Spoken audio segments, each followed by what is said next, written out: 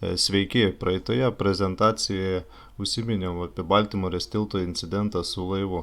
Šį kartą norėčiau atkreipti dėmesį, kaip šis įvykis atriša eilę sąsajų su kitais įvykiais ir reiškiniais, nors iš pirmo žvilgsnio atrodytų negali sėtis tarpusavį kai kurie nesuderinami dalykai, bet kadangi, manau, mes gyvename tam tikrame sudėtingame matematinėme holografinėme konstrukte, galime pavadinti matricą, simuliaciją, kaip kam patogu, tai žvelgiant iš tokios perspektyvos, manau, daug kas įmanoma tokioje realybėje.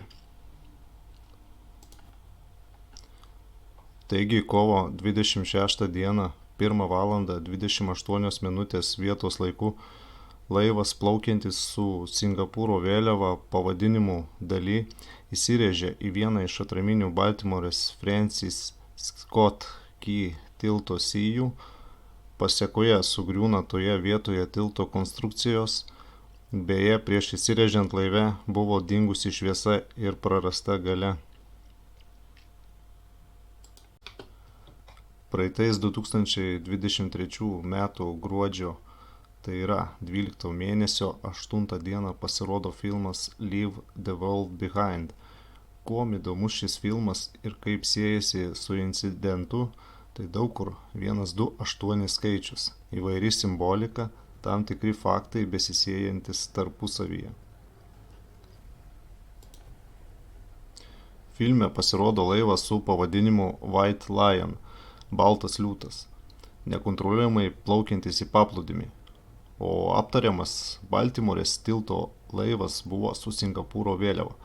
Ir spėkite, ką galima gražaus ir įžymaus pamatyti Singapūre, ogi baltą liūtą, tiesa, statulos pavydale. Filmo epizode, kai White Lion laivas pasirodo paplūdimy, tuo metu iki filmo pabaigos lieka 128 minutės.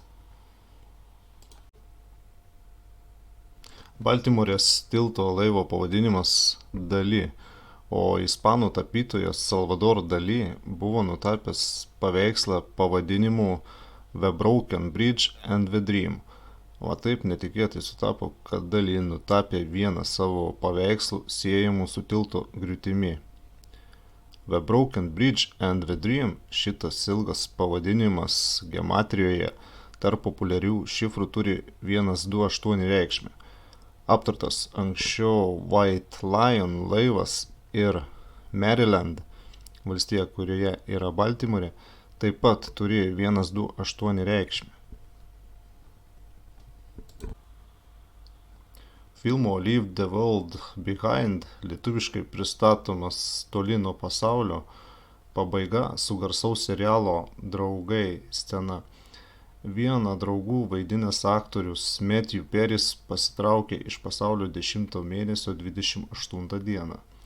Gaunasi 128 nuėmus 0.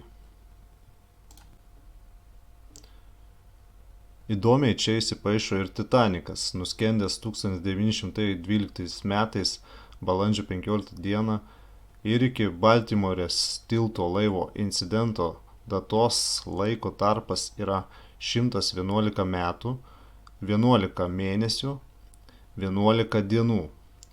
Išties daug vienetukų. Kaip 11 čia susiję?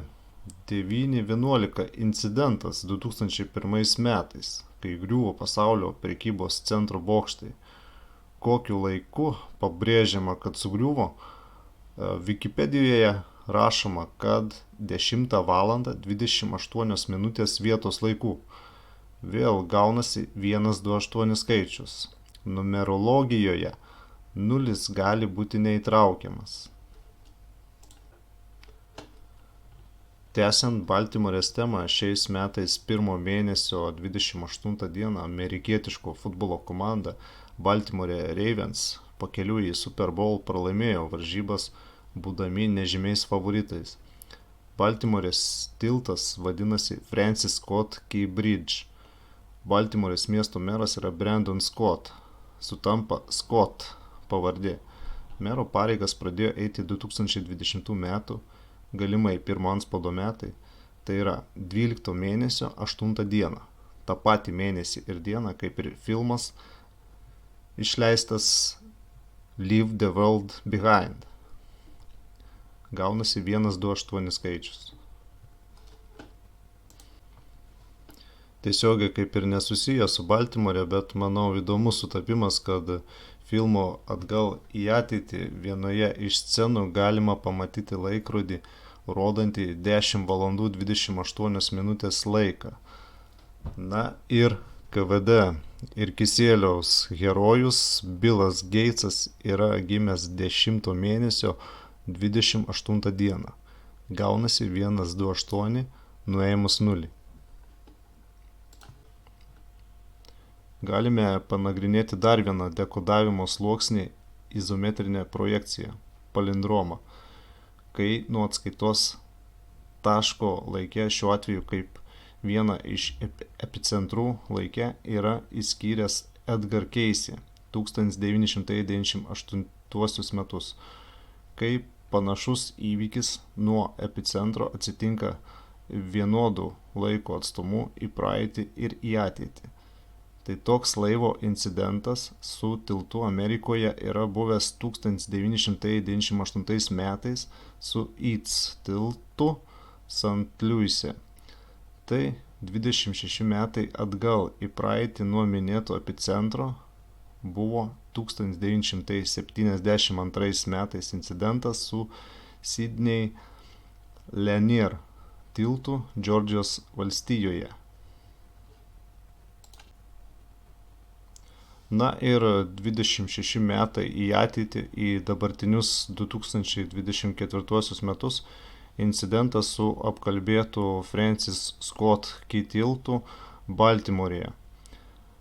Tai tiek apie tiltą 128 skaičių ir kitas susijusias sinchronizacijas. Jei kas dar kokių įdomių sutapimų apie šį įvykį yra pastebėjęs, kviečiu pasidalinti apie tai komentaruose.